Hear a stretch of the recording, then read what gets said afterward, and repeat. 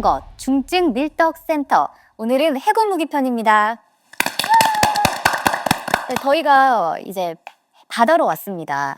K방산, 육군, 공군 많이 들었긴 한데 해군 전 또 좀 낯설거든요. K방산의 해군 어떻습니까? 예, 우리 육군의 지상 무기 체계뿐만 아니라 이러한 해군의 해양 무기 체계도 전 세계로 뻗어나가고 있습니다. 그래서 우리나라 K 해양 방산의 무기들, 잠수함으로부터 또 우리의 다양한 그런 수상함들이 전 세계로부터 많은 관심과 러브콜을 받고 있는 상황입니다. 저는 사실 얼마 전에 최 교수님하고 다른 방송을 한번 한 적이 있어요. 그때도 방산 관련된 방송이었는데 그때 교수님께서 해주신 말씀 중에 지금도 기억나는 말이 있습니다. 해군은 또 다른 용토다.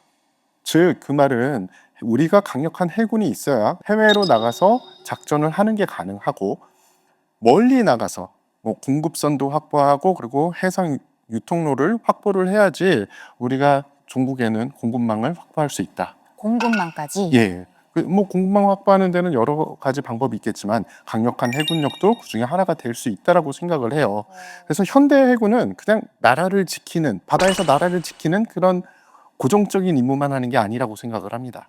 사실 지금 현대뿐만 아니라 과거 역사에서도 해군력이 곧 경제를 겼죠. 해군 전 세계 해양을 장악한 국가들이 지금까지도 세계를 장악하고 있고 그 면에서는 교수님 말씀대로 해군력이 증강이 필요한 거가 맞죠. 네, 해군 무기 체계 하면은 일단 수중에서 활약하는 잠수함, 그리고 수상에서 맞죠, 수상? 네, 활약하는 구축함, 보급함 등등 있을 것 같은데 어때요? 예, 말씀하신 대로 우리 해양 무기 체계에서는 이제 잠수함이라든가 그리고 수상함 중에 구축함이나 호위함 등 그리고 다양한 그런 또 해상 무기 체계들이 있는데요. 먼저 잠수함부터 말씀드리자면 우리가 무기 체계를 분류할 때 태생적으로 공격 무기로 태어난 그런 무기 체계가 있습니다. 바로 잠수함인데요. 잠수함은 이 무기 체계 분류에 있어서 대표적인 공격 무기에 해당됩니다. 공격 무기요? 그래서 우리나라가 사실 이 잠수함도 매우 잘 만드는데요. 우리나라가 이 잠수함을 만든다고 하면 주변 나라들이 긴장을 해요. 네. 그래서 우리나라의 이 잠수함은 현재 디젤 잠수함으로서 전 세계 독일, 일본, 그리고 우리나라 이 세 손가락 안에 들 정도로 우리나라의 디젤 잠수함 건조 능력은 거의 글로벌 탑 수준이다. 오. 그럼 본격적으로 얘기 좀 해주시죠. 예, 해군 무기 시장 사실 진입 장벽이 높은 편입니다. 그래서 우리가 한동안은 해외 시장을 뚫을 수가 없었어요. 그런데 어느 기점부터 대한민국이 빠르게 성장을 하고 있습니다. 교수님께서 벌써 말씀해 주셨지만 지금 세계가 주목하는 대한민국의 SLBM 잠수함 발사 탄도 미사일을 운영하는 도산 안창호급 잠수함이 하나 있을 수 있고요. 우리 거북선 다른 애들 통통 그냥 통통 떨어져라 똥통 커지는 네 동공 느껴지는 고통 우리 통통 너희 그냥 보통 우리 거북선 다른 애들 통통 그냥 통통 떨어져라 똥통 커지는 네 동공 느껴지는 고통 우리 통통 너희 그냥 보통 예, 우리나라의 이 방산 수출 역사에 있어서도 해외에 이 잠수함을 또 수출하기도 했는데요. 인도네시아라든가 동남아시아 지역에 또 잠수함을 수출하기도 했고요. 사실 지금 우리 태 기자님 말씀하셨던 이제 도산 안창호급 잠수함은 이제 배수량 기준으로 3,000톤급 잠수함을 일컫는데 이 도산 안창호함은 한 척당 건조 비용이 무려 1조입니다. 와, 천문학적인 이런 예산이 수반되면서 그리고 SLBM이라고 하는 이제 잠수함에서 발사하는 대륙간 탄도 미사일인데요. Submarine Launched Ballistic Missile이라고 해서 이 잠수함에서 발사되는 탄도 미사일의 발사 기술은 전 세계 방산 선진국들 핵심 선진국들만 보유하고 있는 그러한 전략 기술이기도 합니다. 수중에 올라간 잠수함이 이제는 발사관에서 이 SLBM이라고 하는 잠수함 발사 대륙간 탄도 미사일이 수직 발사를 하게 되는데 이제 콜드 런칭이라고 해갖고요. 그래서 이 고각 발사가 된 이 미사일이 각도와 방향을 조정함으로써 정교하게 적을 타격할 수 있게 하는 고급 기술이 적용된. 그래서 전 세계에 이러한 SLBM의 관련 기술을 보유한 나라는 손에 꼽을 정도로 많지 않습니다. 우리가 그거를 보유하고 있는 거죠. 그렇습니다. SLBM까지 운용을 함에 있어서 다른 잠수함은 따라올 수 없는 어떻게 보면 전략 무기급의 장점을 가지고 있다. 이건데 또 제 장기 하나 하겠습니다. 예, 아재에게 질문. 한간에는 한국형 잠수함 참 좋아. SLBM까지 운용할 수 있어. 그런데 SLBM의 핵 무기, 그러니까 핵탄두를 달지 않으면 그건 그렇게 쓸모가 있나? 이런 의견도 있는데 어떻게 생각하십니까? 과유불급이라고 얘기할 수 있습니다. 우리 한 찻술에 배부를 수 없죠. 근데 일단 SLBM 콜드 런칭 기술까지 가지고 있는 그것도 디젤 잠수함, 핵 잠수함도 아니고 디젤 잠수함이 그걸 가지고 있다는 기술 자체로 세계를 첫 번째 놀래킬 수 있었다. 두 번째는 타격이라고 하는 것은 탄두는 언제든지 바뀔 수가 있습니다. 중요한 건 우리가 핵을 안 보유하고 있는 거지 그 잠수함이 핵을 투발 못한다는 건 아니거든요. 그죠. 이건 전략 무기로서 인정을 했다고 봐야 되죠. 그리고 핵 잠수함은 어느 정도 디젤 잠수함의 먹이가 됩니다. 왜냐하면 디젤 잠수함의 엔진보다 더 시끄럽고 특히 그 스크류에서 나오는 캐비테이션 너무 세거든요. 디젤은 작게 조용하게 자망하기 때문에 적의 원자력 잠수함들도 방어도 하면서 공격도 할 수 있는 거예요. 여태까지 이런 잠수함은 없었다고 봐야죠. 이거 왕갈비 잠수함. 이런 잠수함은 없었다. 그래서 이 잠수함에 들어가는 핵심 기술, 앞서 말씀드렸던 SLBM 관련 기술이나 그리고 또 이 디젤 잠수함에서는 없어서는 안 될 핵심 기술이 수중 부료 추진 기술이라고 해서 AIP, 그래서 Air Independent Propulsion이라고 하는 이 기술이 핵심이거든요. 이 기술은 공기 없이도 전기를 발생시킬 수 있는 그러한 관련 기술로서 사실 이 디젤 잠수함은 일정 잠수 시간이 도달되면 하루 내지 이틀 정도 되면 이제 수중으로 부상을 해서 다시 공기를, 산소를 충전을 해야 되는 방식인데 이 수중 부료 추진 장치를 통해서 전기를 산소 없이 발생시킬 수 있는 이 기술이 있음으로써 사실 수중에서의 이러한 자망 기능을 보다 높일 수 있었고 와. 그리고 또 소나라고 하는 기술도 있어요. 이 소나는 수중 음파 탐지 기술로서 수중에서 어떤 적 위협이나 다양한 적의 어떤 어뢰와 같은 어떤 공격의 그런 부분들 탐지를 해서 이런 부분들을 식별할 수 있는 핵심 기술인데 이러한 소나 기술도 우리 국내 방산 기업들이 원천 기술을 보유하고 있습니다. 잠수함이 보통 그 수상에 올라와서 산소로 다시 엔진을 돌리고 배터리를 충전해가지고 그렇죠. 안에 들어가서 사는 거잖아요. 맞습니다. 그러면 그 방식으로 하면 기간의 차이가 얼마나 나요? 보통 잠수함이 한번 자망을 하면 디젤 잠수함의 이제 크기에 따라서 좀 다른데요. 통상은 하루 정도, 이틀 정도 우리가 자망을 할 수 있다라고 이야기를 합니다. 근데 이 핵심 기술을 통해서 이 자망 능력에 대한 능력치를 훨씬 더 배양할 수 있었고 배가시킬 수 있었다는 것이죠. 한 달 정도도 있나요? 일주에서 뭐 최대 보름 그 이상까지도 가능한데 이제는 어떤 그 잠수함의 그 운용 과정에 있어서 잠수함의 어떤 뭐 항속 거리라든가 또는 작전 반경에 따라서 작전 임무에 따라서 조금씩 차이는 있습니다. 잠수함의 가장 중요한 건 은밀한 거. 중요한 건 공격형이긴 하지만 탐지가 되지 않는 게 가장 잠수함 승조원의 긍지입니다. 우리는 탐지가 되지 않았다. 그 얘기는 뭐냐? 우리는 어디 있는지 모르기 때문에 적이 두려워하는 거죠. 뒤에 있을 수 있고 앞에 있을 수 있고.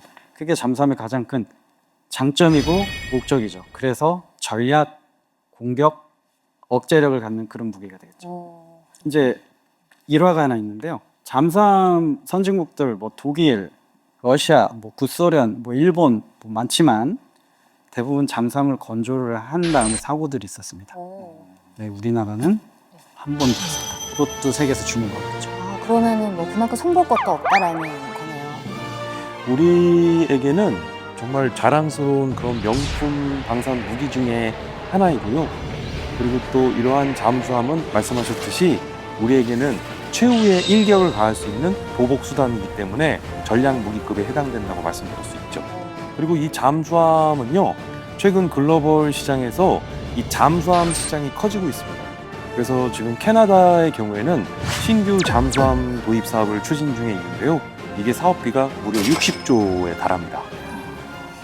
들을수록 굉장히 거물급이다라는 생각이 드는데 이 세 개의 잠수함들은 어때요? 비교를 좀 하자면? 예, 한국형 잠수함과 비교할 수 있는 잠수함들을 좀 살펴보면 당연히 대한민국의 도산 안창호급이 있고 이웃나라 일본의 소류급이 있고요. 그리고 러시아의 킬로급이 있고 프랑스의 스코르핀급이 있습니다.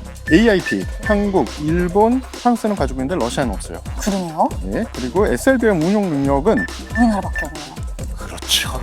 네, 그렇기 때문에 작전 지속 능력이 안창호급이 3주, 일본이 2주, 러시아가 10에서 14일. 역시 AIP 시스템이 없으니까 짧죠. 그리고 프랑스가 2주입니다. 사실 잠수함 킬러는 항공기입니다.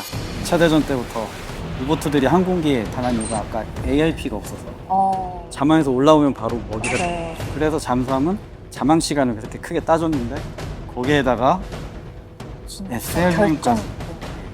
그만큼 AIP 기술 자체가 재래식 잠수함에는 정말 중요한 기술인데 당연히 그래서 우리나라도 자체 기술로 개발을 하려고 시도를 했겠죠. 그런데 개발할 때 그때 당시에는 원천 기술이 없었으니까 독일에게 기술을 좀 받으려고 했는데 쉽지 않았다. 뭐 이런 에피소드가 있다고 들었습니다. 예, 맞습니다. AIP, 그러니까 이제 수중에 공기 무료 추진 장치를 일컫는데요. 사실 처음부터 우리나라가 잠수함을 만들기 시작한 건 아닙니다. 이 잠수함을 건조하기 시작한 시점은요, 우리가 이제 독일로부터 잠수함 건조 기술을 일부 이전받으면서 이제 잠수함을 건조하게 되었는데요.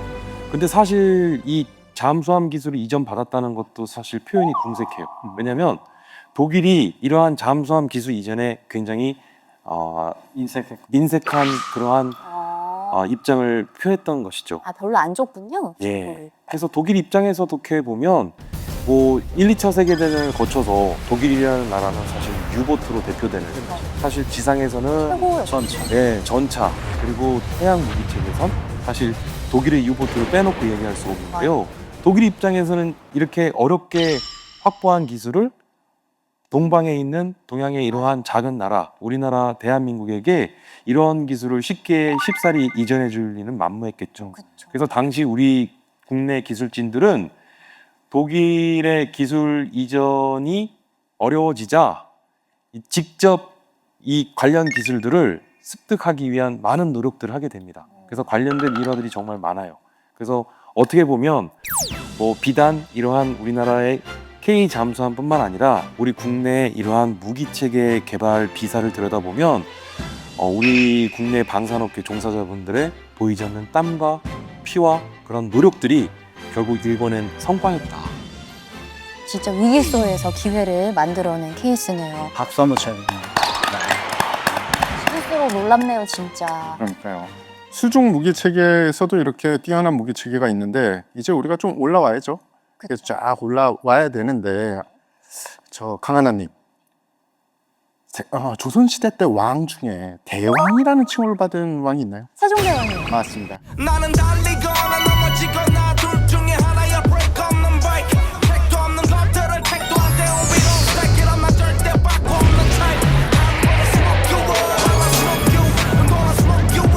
smoke you I'm gonna smoke you up I'ma smoke you 싹 다 부수고 이지스 하면 제우스가 아테나에게 준 어떤 창도 막아낸다는 방패잖아요. 맞습니다. 그래서 우리가 이지스함이라고 하는 최첨단 해군 기술의 집약체라 볼 수 있는데요. 이제 이른바 신의 방패라고도 불리우죠. 세종대왕함, 우리나라의 이러한 이지스함을 대표하는 이러한 또 함정. 그래서 사실 이 이지스함에는 대함 방어 능력과 그리고 대공 방어 능력에 대한 부분들이 이러한 방어 능력뿐만 아니라 함대지 그리고 함대공 미사일에 이르기까지 그래서 강력한 무기까지 보유한 이러한 함정 기술 중에 또 하나가 레이더 기술인데요. 그래서 무려 1000km 밖에 있는 표적물 100개의 표적을 동시다발적으로 탐지 추적할 수 있는 그러한 또 레이더 성능까지 보유한 것이 바로 이지스함, 우리의 세종대왕함이 되겠습니다. 여기서 또 뭐 하려고 그러죠? 예 눈치채셨군요. 팩트 체크해야죠. 여기 공군 조종사 출신 분이 있는데 전문가를 모시고 이 얘기 안 할 수 없습니다. 이지스함이 바다의 방패 그리고 함대 방어를 담당하는 그런 무기체계 아닙니까? 전투기 조종사로서 만약에 이지스함을 공격해야 되는 임무를 맡았다. 그러면은 어떤 대상입니까? 껄끄러우신가요? 다른 함정과 비교하면 지금 들으셨잖아요. 1000개를 동시에 표적해서 수십 개를 동시에 교전한다는데 제가 거기에 사람을 궁지로 몰아서 제가 근데 한 가지 말씀드리고 싶은 건요. 그 이지스 체계가 나오게 된 결정적인 계기가 있었어요. 왜냐하면 대부분의 국가가 이제 서방과 동구권으로 나뉘어 있는데 항모 전단 체계를 꾸려왔던 이제 대표적인 미국 이 항모를 방어를 해야 되는데 그때 그 전에 이지스라는 체계가 없었어요. 이지스가 방패 있는 메듀사 앞에 거기에 붙어. 그림이 있거든요. 근데 메듀사 보면 어떻게 되죠? 얼잖아요. 다 막을 수 있다. 어떠한 사악함도 막을 수 있다. 근데 이 사악함의 대상이 뭐였냐면 구소련의 대한 미사일들이에요. 왜냐면 그쪽은 미국한테 미국 해군에게 맞서서 할 만한 그런 해상 전력, 수상 전력이 절대 부족이거든요. 그러니까 미사일로 우리는 해결하겠다. 그런데 오케안 75라고 오케안이라는 건 이제 러시아인데 오션 75년에 연합합동 훈련을 합니다. 그때 구소련에서 미사일을 표적 하나에다 수십 발을 날려요. 딱 하나에다. 그리고 거기를 다 명중시키는 거 보여줍니다. 우린 미사일이 이렇다. 폭격기에서 쏘고 배에서 쏘고 이렇게 쏜 거죠. 그거를 본 미국 함대에서 큰일 났다. 이건 바로 한국맘인데 어떻게 막을까? 그때 당시에 쓰던 해군의 해상체계, 방공체계는 타타르 체계라고 해서 레이더 하나가 미사일 하나밖에 표적을 못 맞춰요. 근데 이걸 어떻게 막을까? 거기서 시작된 게 우린 다 막아야 된다. 이지스가 시작돼요. 여기서 세종대왕급 자랑 하나 더 해야 될 것 같습니다. 네. 100개의 표적을 동시에 추적할 수 있는 최신 레이더를 장착을 했다라는 거죠. 100개 보면 뭐합니까? 100개를 때릴 수 없으면 무용지물이잖아요. 저 금방 당하겠죠. 그런데 세종대왕급은 요새 말로 무기부자입니다. 엄청 실을 수 있나 보죠. 그죠. 수직 발사대에서 미사일을 발사하는데 수직 발사대가 무려 128기를 보유하고 있습니다. 미국의 대표적인 이지스 구축함인 알레이버크급보다 많아요. 즉 대한민국 해군의 이지스 구축함이 더 많은 표적을 동시에 교전할 수 있는 능력을 가지고 있다라고 말씀을 드릴 수 있습니다. 그야말로 정말 항진하는 미사일 창고다라고 이야기해드릴 수 있는 거죠. 네, 그럼 세계 주요 구축함들 도표로 좀 볼까요? 세계 주요 구축함, 즉 세종대왕급과 비교할 수 있는 구축함을 제가 4개로 뽑아봤습니다. 배수량은 세종대왕급이 7,600톤이고 알레이버크급이 9,600톤, 일본의 아타고급이 7,700톤, 중국이 13,000톤입니다. 미사일 수가 엄청 차이가 나요. 맞습니다. 아까 제가 이 미사일 부자라고 했잖아요. 그래서 한국이 128세, 그리고 미국이 96세, 일본이 96세, 중국이 조금 많긴 합니다. 하지만 우리보다 뒤떨어지죠. 112세. 자, 이렇게 한국 해군이 발전하면 누가 제일 좋아하시겠습니까? 역시 조선시대 장군입니다. 지금 한국 해군의 어떻게 보면 최고참 선배면서 제일 세계에서 유명하신 거북선. 이순신 장군. 맞습니다. 이순신 장군 얼마나 좋아하시겠습니까? 빵 터졌습니다. 최근에 선배님. 가끔가다 싸우시는 분들도 있어요. 선배냐. 그 이순신 장군이 샘워커를 신었다. 그래서 해병대다. 해군 아니다. 원래 육전대 출신이세요. 해병대 출신이세요. 그렇죠. 육군 하시다가 해군도 하시고. 해병입니다. 육도 싸움 나십니다. 육전대. 알겠습니다. 네. 뭐 대한민국은 다 같은 편 아니겠습니까? 세종대왕급 구축함 이야기 나온 김에 그 북한 미사일 추적하다가 또 긴박한 사건이 있었다고요? 예. 그게 세종대왕급이 사실은 요격은 못해도 감시를 할 수 있습니다. 지속적으로 감시를 할 수 있는데 문제가 그 레이더 자체의 감도가 너무 좋았나 봐요. 그래서 북한 미사일이 날라오는데 그게 방향이 약간 중국 쪽으로 쏠린 것 같은 그런 모습이었던 겁니다. 그래서 조금 비상이 걸렸었대요. 아니, 북한이 왜 중국 쪽에다가 쏘지? 그런데 자세히 살펴보니까 중국 쪽이 아니라 다른 쪽으로 가는 게 판명이 됐다. 근데 그쪽까지 레이더가 커버가 된다는 것도 재미난 거죠. 오히려 그걸 알리기 위해서 더 이걸. 네. 예전에는 탄도미사일이 발사되면 일본 해상자의 힘을 좀 정보를 가져왔었어요. 그 정도 우리 좀 해양에서는 좀 약했었는데 지금은 받아갑니다. 아, 우리가 먼저 포착을 해서 주죠. 정보 공유가 돼 있어서. 근데 재밌는 게 이제 이지스함하고 그린파인 레이더라고 공군의 탄도미사일 추적하는 레이더가 있어요. 둘이 싸웁니다. 0.0001초 가지고 서로 아, 먼저 잡았다. 내가 먼저 잡았다. 예, 근데 0.0001초면 진짜 찰나잖아요. 그렇죠. 그렇죠. 저는 이제 종조대왕함 또는 세종대왕함 우리 거잖아요. 유인하고 싶습니다. 아, 올바른 자세입니다. 네. 네.